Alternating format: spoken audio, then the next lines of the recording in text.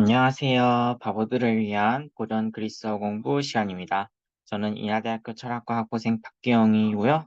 오늘은 1단계의 72번째 시간입니다.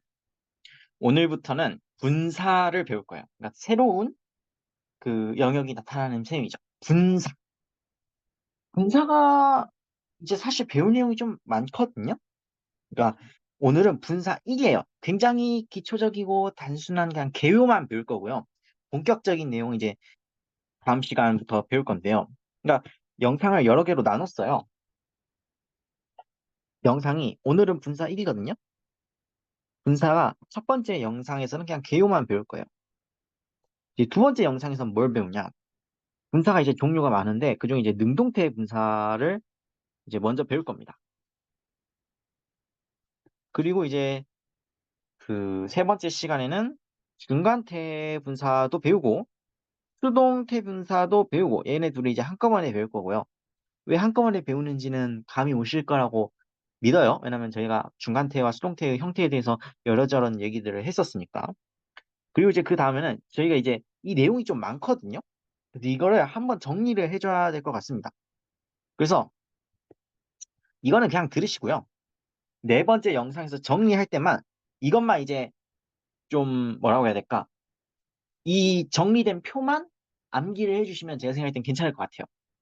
어쨌든 네 번째 시간에 딱 정리를 하고 그 다음에 이제 다섯 번째 영상에서 뭘 할 거냐? 이제부터는 용법을 배울 건데요. 분사의 용법이 이제 크게 세 가지가 있어요. 네, 세 가지 중에서 제일 어떻게 보면 중요한 아니면 익숙한 용법은 한정적 용법이라고도 하고요. 수식적 용법이라고도 하거든요. 하여간 그걸 배울 겁니다. 그래서 분사를 한정적, 수식적으로 쓰는 방법이 도대체 무엇인지 배우고요. 그리고 이제 여섯 번째 시간에는 그 분사의 또 다른 쓰임새가 있거든요. 그거를 어떤 사람은 정황적 용법이라고도 하고요. 어떤 사람은 상황적 용법이라고도 하는데 그 말이 그 말이에요. 아무튼 정황적 용법이든 상황적 용법이든 그 용법을 배울 겁니다. 그리고 이 분사에 대한 영상이 다 끝나요. 그럼 하나가 빠졌죠? 이 분사 7도 있습니다. 분사 7은 언제 배울 거냐면 좀 나중에 배울 거예요. 분사 7은 이제 그 보충적 용법이란 게 또 있거든요. 이렇게 해가지고 총 7개의 영상인데 일단은 이제 6개를 먼저 배우고 그 다음에 이제 일곱 번째 영상은 좀 나중에 올릴 건데 그렇게 해가지고 이 분사에 대한 내용을 싹 정리해 볼 겁니다. 어쨌든 오늘은 개요만 할 거예요. 진짜 쉬운 개요만 할 거예요. 그냥 분사가 도대체 뭐냐 하는 것만 알아두면 괜찮을 것 같습니다. 이 분사라는 낱말이 이제 영어로 보면은 이렇게 써져 있어요.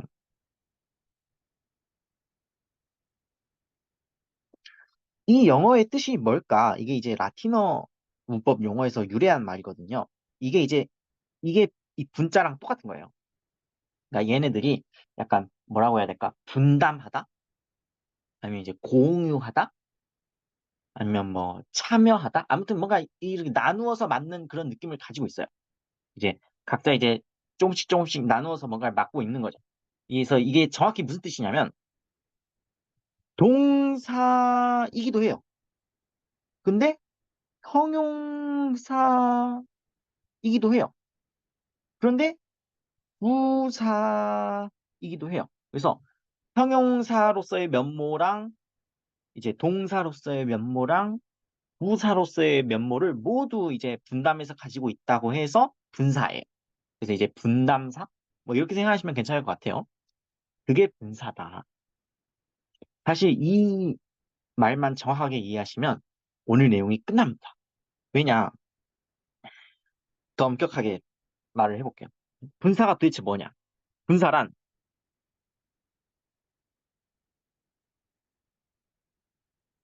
동사적 형용사다라고 말을 해요. 그러니까 다르게 말하자면 동사를 가지고 만든 형용사죠.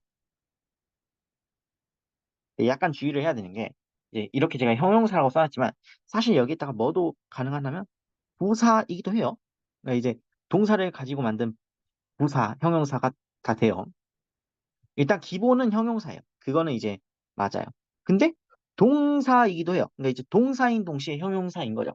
굉장히 미묘한 말이죠. 그래서 이 분사라고 하는 애가 이제 동사로서의 면모랑 형용사로서의 면모를 둘 다 가지고 있어요.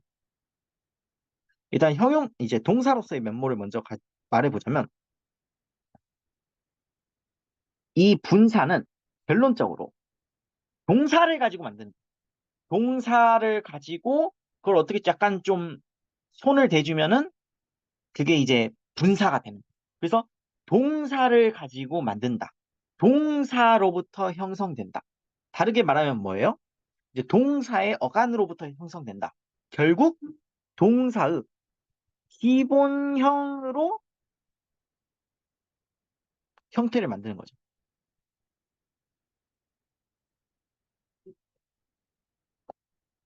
그래서 이게 동사적인 면모를 가지고 있죠. 그리고 이게 동사는 맞거든요. 아, 이제 정확히는 동사라기보다는 동사에 준하는 뭔가란 말이에요.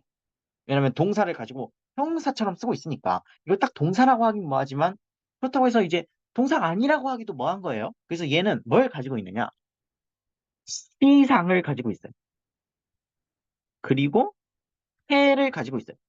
근데 약간 생각을 해봐야 되는 게 동사라고 하는 거는 최대 5가지를 가질 수 있다고 했었어요. 인칭, 수, 법, 시상, 해. 이렇게 해가지고 5가지를 최대로 가질 수 있다고 했거든요. 근데 여기서 인칭, 수, 법은 그냥 버리는 거예요. 뭐만 가지고 있냐? 시상이랑 해만 가지고 있는. 이제 그걸 좀 주의하시면 괜찮을 것 같아요. 그리고 또 이제 이게 분사가 동사가 맞긴 맞아요. 그렇기 때문에 동사에 동반되는 것들을 가질 수가 있어요.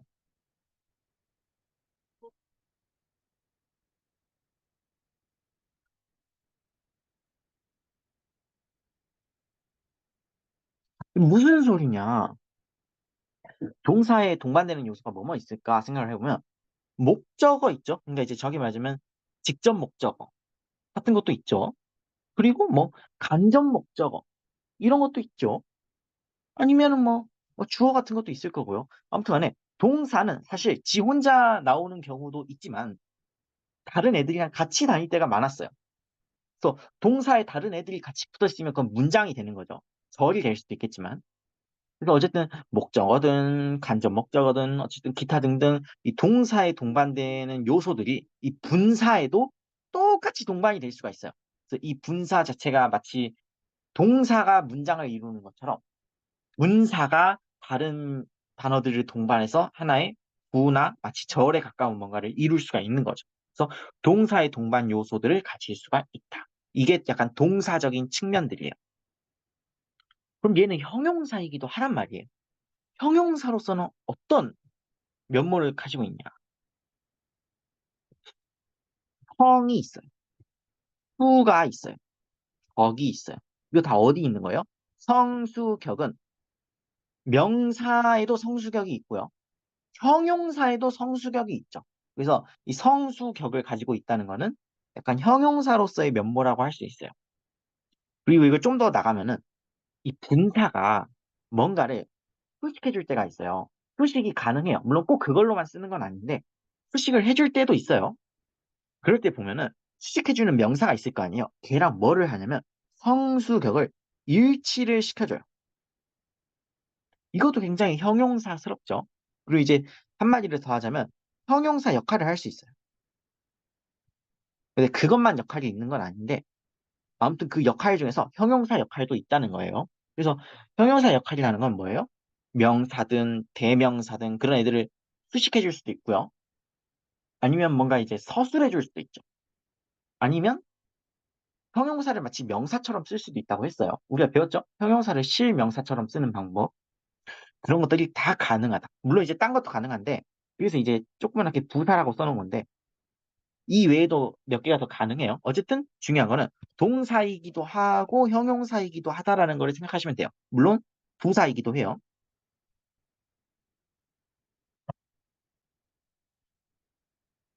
그래서 형용사이기도 하고 부사이기도 하고 이제 형용사이기도 하고 부사이기도 하고 동사이기도 하고 이런 것들을 분담해서 다 모든 역할을 책임지기 때문에 분사다. 이렇게 생각하시면 될 것 같아요. 그럼 얘네가 종류가 있을 거 아니에요.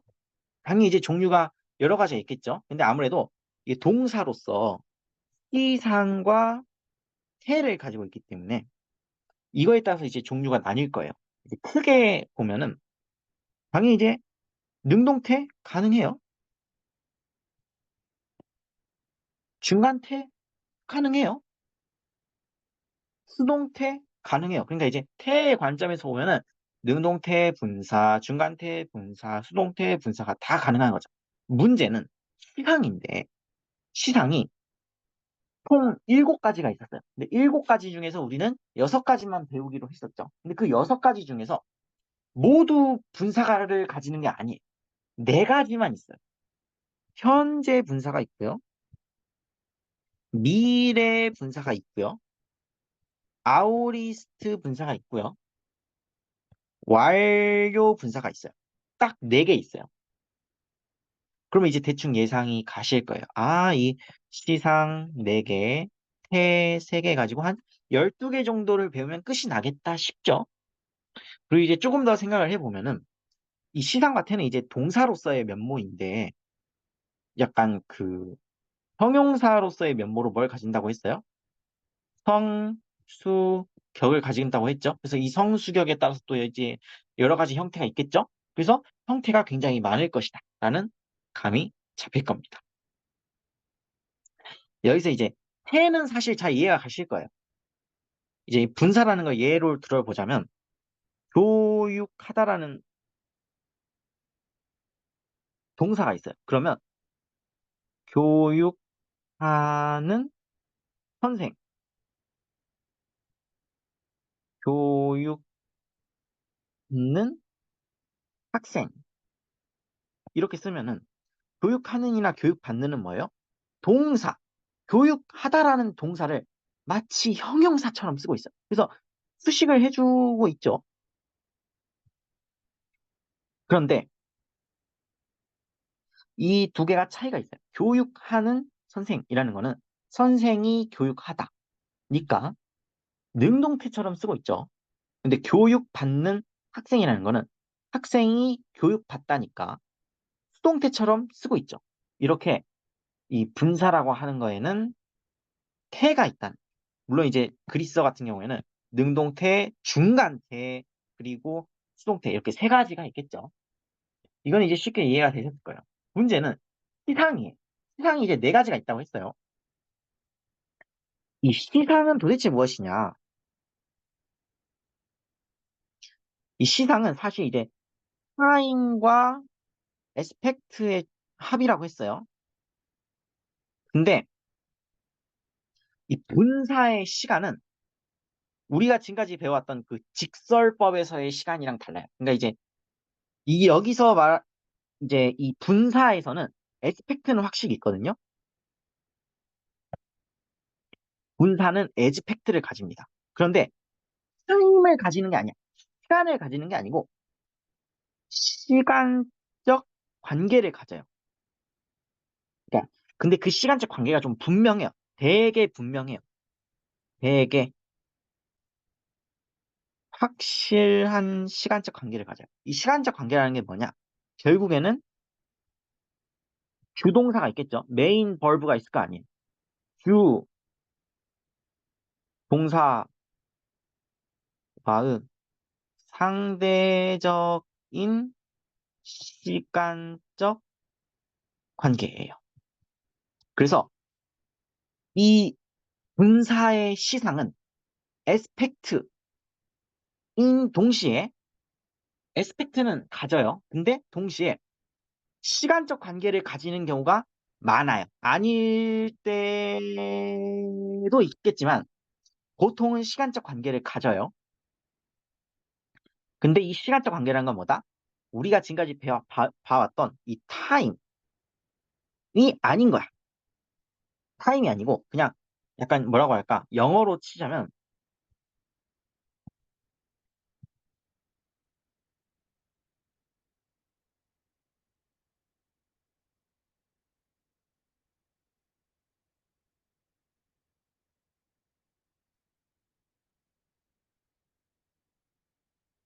temporal relationship이라고 할 만한 것을 가져요.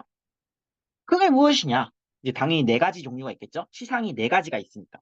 분사의 시상은 한 네 개가 있죠. 현재, 미래, 아우리스트, 완료. 네 가지가 있는데, 현재는 일단 당연히 진행 계속상을 가질 수도 있고요.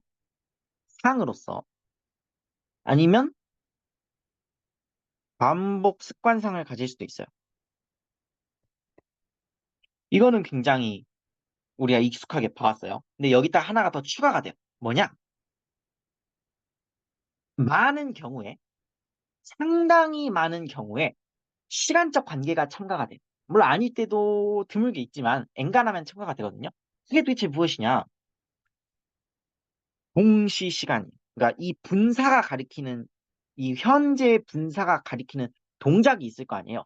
동사를 가지고 만들었으니까 이 분사가 가리키는 동작이 있겠죠. 그 동작이 분사의 동작이 이 메인 동사가 있을 거 아니에요? 그러니까 뭔가 문장에 이제 그 주 동사가 있을 거 아니에요? 그 주 동사 동작과 동시에 동시에 일어난다. 같은 그때 예를 들어 뭐 주 동사가 과거일 수가 있어요. 과거 시간에 대해서 지금 주 동사가 말하고 있을 수가 있어요. 그러면 과거 시간에 동시에 지금 이 분사가 그 동작이 일어나고 있는 거죠. 미래가 주 동사일 수가 있어요. 미래 시간이. 그러면 이 현재 분사는 미래를 나타내고 있는 이 주 동사에 맞춰서 미래에 동시에 일어나고 있는 거죠. 현재 시간에 주 동사가 있으면은 현재 분사는 뭐예요? 현재에 지금 동시에 일어나고 있는 거라. 그래서 상대적인 시간적 관계라고 할 수 있어요. 어떻게 보면은. 그래서 동시다. 쉽게 말해. 이제 미래를 말해보자면 미래는 뭐 엔간한 거 다 돼요. 왜냐하면 얘는 단순 발생돼요. 단순 발생이라고 하는 건 이제 이례적인 것도 포함할 수가 있겠죠. 어쨌든 간에 단순 발생도 되고요. 진행 계속돼요. 그리고 반복 습관도 돼요. 이렇게 해서 이제 상은 세 가지가 모두 가능합니다. 그러면 이 시간적 관계는 어떻게 되느냐? 물론 이제 시간적 관계를 거의 항상 99.9%에 가까운 것 같은데 분사의 동작이 이 주 동사의 동작과 비교해서 차후의 동작이에요. 차후의 동작. 그러니까 이제 영어로 표현하자면 subsequent? 그러니까 이제 만약에 이게 지금 이 주 동사라고 칠게요.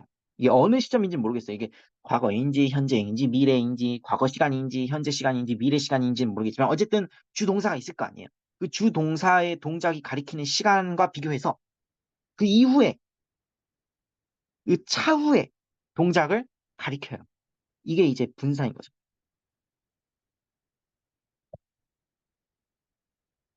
그러면 얘가 이제 심지어는 뭘 의미할 수도 있을 것 같아요. 물론 이제 반드시 그렇다는 법은 없지만 이게 이제 어떤 의미도 담을 수 있을 것 같냐면 약간 뭐 의도라든지 목적이라든지 이런 뜻들도 담을 수 있을 거예요. 왜냐하면은 의도나 목적이나 하여간 차후에 대한 거잖아요. 나는 밥을 먹었어. 건강해지려고. 이렇게 말을 하면은 건강해진다라고 하는 거는 차후의 그 동작 상태잖아요. 그렇기 때문에 이제 이 미래 분사는 차후라는 시간적 관계를 가진다. 라고 말을 할 수가 있을 거고요.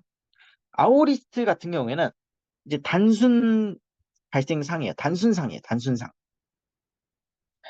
그런데 이것도 이제 가지지만 많은 경우에 이제 시간적 관계가 보통은 앞서는 동작이에요. 그러니까 이제 분사의 동작이 주 동사의 동작에 비해서 앞서요. 그러니까 이걸 그림으로 그리면 이게 만약에 이제 과거인지 현재인지 미래인지 뭐 그건 모르겠지만 하여간 이 주 동사가 이 시간에 있으면 그의 앞서는 동작이 이 분사로 표현이 된다 이거죠. 그런데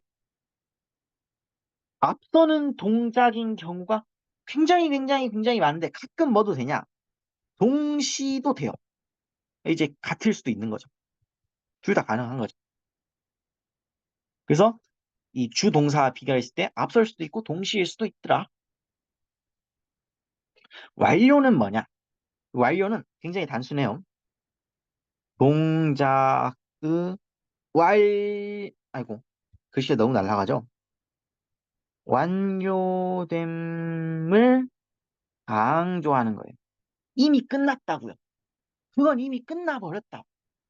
이 메인 동사가 뭔지는 모르겠지만 아무튼 간에 이미 동작이 끝났다고. 예를 들어 뭐 내가 이미 밥을 다 먹었다고. 이미 내가 교육을 다 받아버렸다고. 이미 끝났다고 교육이. 내가 오늘 수업 끝났다고. 아니면 뭐 내가 이 책을 다 읽었다고. 책을 읽는 그 분사의 동작이 끝났다고요. 완료됐다고요. 끝장났다고요. 마스터했다고. 아니 마스터는 넘어갔나? 아무튼 간에 그런 이제 그 동작의 완료됨을 굉장히 강조하는 그런 이제 느낌이 있습니다. 그렇게 해서 이렇게 그 시상과 태에 따라서 달라지는 거죠. 물론 이제 능동태 같은 경우랑 이제 중간태, 수동태 같은 경우는 우리가 이제 많이 배웠으니까 이제 차차 알아서 하실 수 있을 거라고 믿어요. 근데 여기서 끝나면 안 되고 그리고 이제 분사라는 걸 이제 우리가 대충 개요를 알았으니까 이걸 써먹어야 될 텐데 분사의 용법이 뭐뭐 있냐? 크게 세 가지가 있습니다. 이 세 가지 중에서 이제 지금 이어지는 영상에서 영상을 7개 정도 찍겠다고 했죠.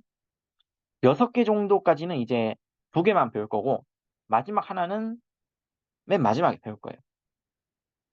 근데 어쨌든 세 가지가 있어요. 하나는 수식적 용법이라고도 부르고요. 뭐 한정적 용법이라고 부르는 사람도 있는 것 같아요. 뭐 하나는 이제 정황적 용법? 아니면 뭐 상황적 용법? 이렇게 부르는 사람이 있을 것이고 마지막은 이제 보충적 용법이라고 부릅니다. 이걸 하나하나 설명을 해야 되는데 제일 간단한 거는 수식적, 한정적 용법이에요. 이게 수식이나 한정이라는 표현이 좀 오해를 부를 수가 있는데 간단히 말해서 형용사예요. 끝. 그러니까 이게 형용사의 용법은 다 갖다 쓸 수 있어요. 그 소리는 뭐냐? 명사, 물론 이제 대명사도 돼요. 명사든 대명사든 걔네를 수식해 줄 수가 있어요. 꾸며주는 거죠. 달리는 사람, 밥 먹는 이영, 뭐 귀여운 치바나 미호, 아니면 뭐 게으른 슌, 뭐 이런 식으로 아니면 뭐 예를 들어 뭐 뭐가 있을까? 아무튼 뭐 여러분이 딱 느낌이 오시죠? 뭔가 이제 명사를 수식하는 분사가 될 수가 있다는 거죠. 예를 들어 뭐 잘 작동하는 수식계 뭐 이런 식이죠. 그래서 명사 수식이 돼요. 근데 여기서 끝이 아니야. 또 뭘 할 수가 있냐? 이 분사가 그 자체로 명사로 쓰일 수가 있어요. 왜냐? 분사는 형용사잖아요. 형용사는 뭐로 쓸 수 있어요? 명사로 쓸 수가 있어. 또 예를 들어 뭐 예를 들어서 아이고야, 있는 것, 있다라는 그 동사를 갖다가 있는 것 아니면 잘 사는 사람, 말해진 것 아니면 뭐 음, 소화를 잘함. 뭐 이런 것들이 다 될 수가 있어요. 그냥 냅다 명사처럼 쓰는 거죠. 그러니까 이제 진짜 명사인 것처럼. 형용사를 명사로 쓸 수가 있었잖아요. 그런 것들이 다 가능해요. 자, 별 희한한 게 다 가능해요. 예를 들어 설득된 사람. 뭐 이런 것도 가능해요. 왜냐면 이제 이 분사를 이제 명사처럼 쓰면은 이게 뭐 어떠한 것 혹은 어떠한 사람, 어떠한 자, 어떠한 남자, 어떠한 여자 다 되기 때문에 뭐 설득된 여자 뭐 이런 것도 다 분사로 표현할 수 있어요. 어쨌든 명사로 표현할 수가 명사처럼 쓸 수가 있고 아야 또 어쩔 수가 있냐면 뭐 예를 들어서 서술도 가능해요. 이거는 사실 그렇게 많이 나오진 않는데 형용사를 갖다가 서술하는 걸로 쓸 수가 있었죠. 그래서 마치 이게 서술하는 역할의 형용사인 것처럼 써먹을 수가 있더라. 그게 이제 수식적, 한정적 뭐 그런 용법입니다. 사실 이 경우를 제일 많이 볼 것 같아요. 그래서 별걸 다 볼 수 있어요. 예를 들어 뭐 통치하는 뭐 키로스 하면 얘는 이제 수식을 하고 있는 거죠. 통치하다라는 동사를 이제 형용사처럼 사용해가지고 분사로서 수식을 해주고 있죠. 뭐 통치하는 아킬레우스 뭐 이런 식으로요. 아니면 뭐 그냥 쓸 수가 있죠. 뭐 도망치는 자들, 도망치는 사람들, 도망치는 남자들, 도망치는 여자들, 도망치는 것. 그리고 이제 당연하지만 동사이기 때문에 동반 어휘들을 가질 수가 있어요. 예를 들어 뭐 목적어도 가능하고요. 아니면 어떤 그 다른 뭐 그 부차적인 그 단어들을 동반할 수 있기 때문에 그 도시로부터 온 사람들, 오다라는 동사를 가지고 분사를 만들면 온 사람들이잖아요. 근데 거기다 이제 계속 다른 어휘를 갖다 붙이면 그 도시로부터 온 사람들이 되는 거죠. 아니면 뭐 예를 들어서 뭐뭐라고 불리다라는 동사가 있으면은 그렇게 불린 예를 들어 뭐 그 도시의 사람들에게 메세니아라고 불렸던 것들 뭐 이런 식으로 사용할 수가 있습니다. 근데 이제 의외로 우리가 생각하는 것보다 훨씬 많은 게 가능해요. 당연히 이제 서술도 가능하고요. 그건 별로 안 나오긴 하는데 다 가능합니다. 이게 이제 수식적 한정적 용법이에요. 그냥 형용사적 용법이라고 부르는 게 더 맞는 것 같은데 용어가 이러니까 어쩔 수 없어요. 정황적 용법이라는 것도 있거든요. 이 정황적 용법이 제일 어려운 것 같아요. 제가 생각할 때는. 이게 뭐냐? 우리 영어에서 혹시 분사구문이란 거 기억나시나요? 그거거든요. 근데 이게 분사구문을 모르는 사람이 있을 수가 있죠. 그래서 제가 설명을 해드릴게요. 뭔가 문장이 있어. 이제 문장이 있고 그 문장에다가 분사랑 이제 분사에 이제 동반되는 것들이 있을 수가 있죠. 왜냐면 분사는 동사이기도 하니까 이 동사에 뭐 목적어든 주어든 뭐 기타 등등이든 수식어든 다 갖다 붙일 수가 있잖아요. 어쨌든 분사랑 기타 등등이 모여서 이렇게 딱 덧붙여질 수가 있는 거예요. 그러면 이 분사구는 뭐냐? 마치 절처럼 사용이 돼가지고요. 이 뭐라고 할까? 메인 문장이라고 할까요? 주절? 이 주절, 메인 문장, 주동사, 문장에 이제 어떤 행위가 있을 거 아니에요. 예를 들어 뭐, 이 주 문장 이제 나는 달린다 이런 거 있을 거 아니에요. 이 주동사 문장에 대해서 어떤 그 뭐라고 할까? 부차적인 내용들을 덧붙여 주는 거예요. 일종의 이 주동사의 동작 행위가 일어나게 된 그 정황이 뭔가, 그 상황이 뭔가 이거에 대해서 말을 하는 거거든요. 근데 이렇게만 말하면 사람이 이해를 못해. 그렇기 때문에 제가 그냥 예시를 보여드릴게요. 예시를 많이 봐야 돼요. 이 정황이라는 게 굉장히 여러 가지가 될 수가 있거든요. 예를 들어 뭐 나는 편지를 썼다라고 하는 주 문장이 있는 거예요. 나는 편지를 썼다. 그런데 그 편지를 쓴 그 정황이 시간적인 정황일 수가 있어요. 예를 들자면 그가 도시로 갔을 때, 그가 도시로 갔을 때 그는 그 서신을 썼다. 그럼 이게 뭐가 돼요? 이 주 동사의 동작 행위에 대한 어떤 시간적인 그 정황, 시간적인 상황을 덧붙여 준 게 되죠. 그리고 아니면 뭐 이럴 수도 있어요. 그는 도망갈 수 있었다. 그는 도망갈 수 있었다. 왜? 그는 돈이 많아서 뭐 그 돈으로 뭐 뇌물을 줬겠죠. 그래가지고 도망갔다. 이건 뭐예요? 이유죠, 이유. 이유 아니면 뭐 어떤 뭐 이인과라고도 할 수 있을 것 같고요. 그럼 이거는 이 그가 도망갈 수 있었다라고 하는 이 주 동사의 그 이유 그 상황이 이유가 지금 뭔지를 제시해 주는 거죠. 덧붙여가지고. 그래서 이런 것도 될 수가 있고요.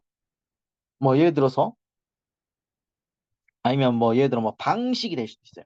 방식은 그는 뭐 시험에 합격했다. 와, 시험에 어떻게 합격했어? 하면은 아, 그건 간단해. 돈이 많아서 학원을 50개 다녔어.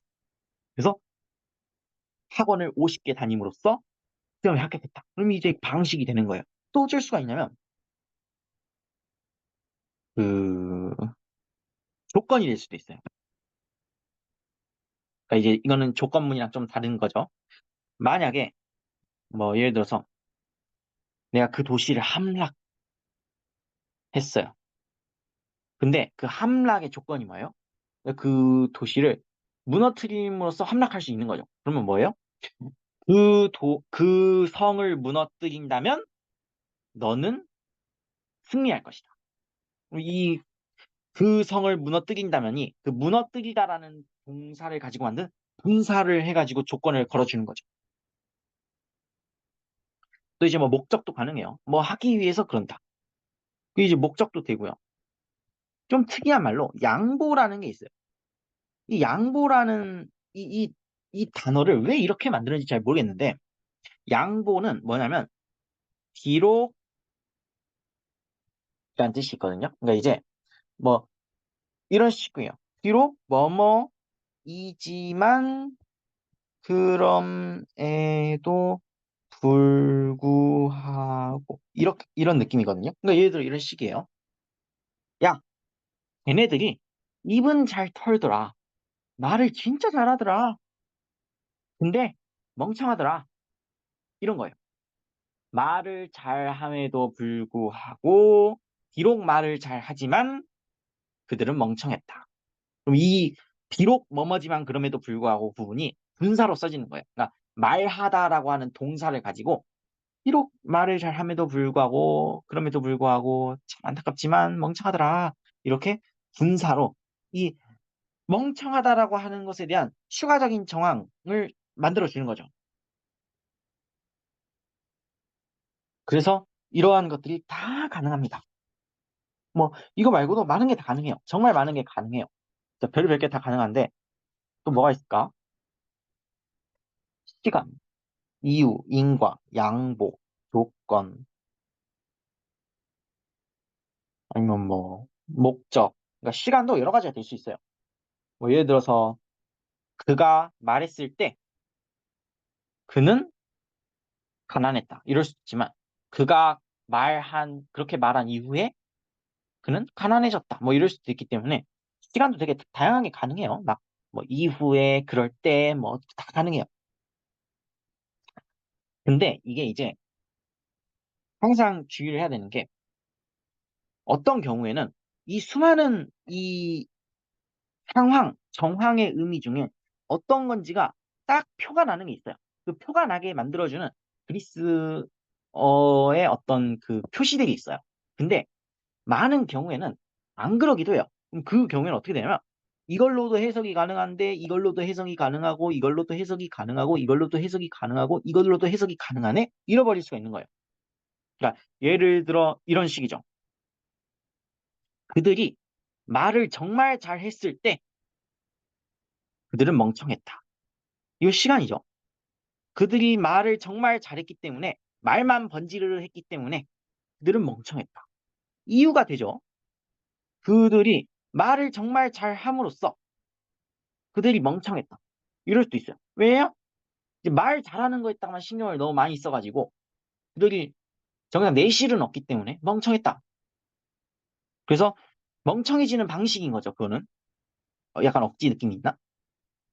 그들이 말만 잘한다면 그들은 멍청할 것이다. 이 조건이 되죠.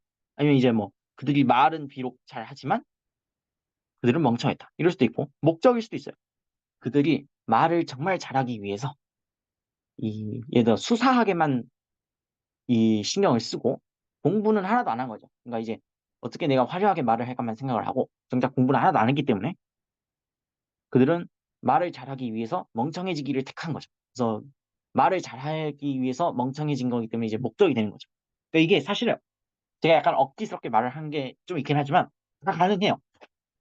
그런 경우가 꽤 많아요. 물론 어떤 경우에는 딱 하나만 되는 경우가 있어요. 이게 또 표시가 되는 경우가 있어요. 이게 문맥상으로도 그렇게 결정되는 경우가 있지만은 딱히 문맥에 그렇게 안 나와 있음에도 불구하고 너무너무 확실하게 느껴질 때가 있거든요. 이게 다 여러분의 눈치가 필요합니다. 모든 건 눈치 싸움. 그렇게 해서 이렇게 지금 그 한정적 용법, 수식적 용법, 정학적 용법, 사학적 용법에 대해서 말했고요. 보충적 용법이라는 게 있어요. 이건 무엇이냐? 얘를 나중에 배우는 이유가 있어요. 왜냐하면 얘는 동사를 더 많이 배워야 되거든요. 왜냐?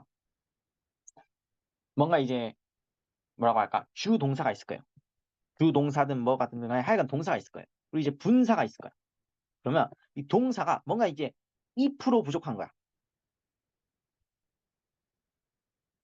그래서 2% 부족한 걸 채워주기 위해서 분사를 가지고 의미를 보충해 주는 거예요. 그래서 보충적 용법이거든요. 이거는 그냥 여러 가지 케이스를 한번 제가 말해 볼게요. 뭐 예를 들어서 음... 몰래 하다라는 동사가 있어요. 근데 몰래 하다라고만 딱 써놓으면 예를 들어 그가 몰래 했다. 뭘 어쨌다는 거야. 이 몰래 하기만 하고 뭘 했는지는 말을 안 해? 이럴 수가 있단 말이에요. 그래서 뭘 몰래 했는지 그가 몰래 여기다 이제 분사를 끼워 넣는 거죠. 도둑질을 했다. 이러면은 마음이 편안하죠. 보충이 돼가지고 2%가 채워진 거예요. 이런 게 이제 보충적 요법이에요. 아니면 뭐 이럴 수도 있어요. 그가 뭐 먼저 하다. 야, 걔가 먼저 했어. 글씨가 너무 날라가죠? 그러면 생각을 할 수가 있어요. 야, 어쩌라는 거야? 먼저 뭘 했다는 거야, 도대체? 야, 걔가 먼저 밥을 먹었어. 마음이 편안해지죠. 분사를 딱 쓰면 밥 먹다를 이렇게 딱 넣어주는 거예요. 그러면 마음이 편해져. 먼저 밥을 먹었구나. 아니면 뭐 이럴 수도 있어요. 그가 마침 뭐뭐 했어.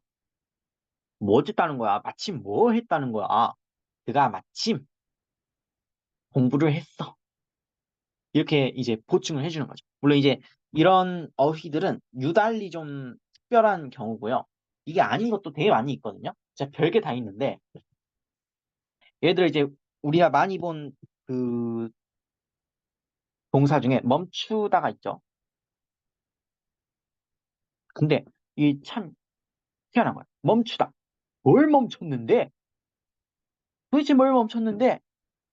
걔가 입을 하도 많이 열더라. 그래서 걔가 말하기를 이제 멈추게 한 거야. 제발 말 좀 그만해. 시끄러워. 이런 상황인 거죠. 그러니까 이걸 지금 분사로 넣어준 거예요. 말하다라고 하는 동사를 갖다 분사로 만들어서 넣어준 거예요. 아니면 뭐 이럴 수도 있어요. 그가 잘못했어. 왜 잘못했어? 야, 신들한테 제사를 안 지냈어. 그럼 이제 제사 지내다라고 하는 동사에다가 이제 부정을 넣어준 다음에 이제 낫의 의미를 가진 거를 넣어준 다음에 그래서 그가 이제 신들에게 제사 지내기를 안 하는 이제 그에 대해서 이제 잘못을 한 거죠. 아니면 그가 정말 잘했어. 너무 잘했어. 왜? 걔가 호메로스를 가르쳤어. 정말 퍼펙트해. 이런 거죠. 그러니까 잘하다라고 하는 동사에다가 왜 뭐에 대해서 잘했는지를 보충을 해준 거죠. 그래서 굉장히 다양하게 가능하고 이거는 그냥 뭐 별게 다 나와요. 그래서 이거는 한마디로 설명할 수가 없습니다. 뭐 예를 들어서 우리가 아르코 동사 같은 거 배웠죠. 시작했어. 그가 시작했어. 뭘 시작했는데? 그가 드디어 입을 열기 시작했어. 그럼 이제 입을 열다라는 동사를 분사로 넣어주는 거죠. 그런 게 이제 보충적 용법입니다. 근데 오늘은 그냥 대충 말한 거고요. 실제로는 면밀하게 봐야 돼. 그래서 그건 이제 다음 시간부터 쫙 배울 겁니다. 동사, 동사를 가지고 형용사를 만든 이 분사라는 것이 도대체 뭐뭐가 있고 어떻게 형태를 만들고 어떻게 곡용을 하고 당연히 곡용을 하겠죠. 성수격이 있으니까. 형태를 어떻게 만들고 곡용을 어떻게 하고 해석을 어떻게 하고 용법은 어떻게 되고 이런 것들을 다 말을 할 겁니다. 그래서 오늘 내용은 여기서 끝이에요. 이게 다 개요였습니다. 아, 너무 길었죠? 수고 많으셨습니다.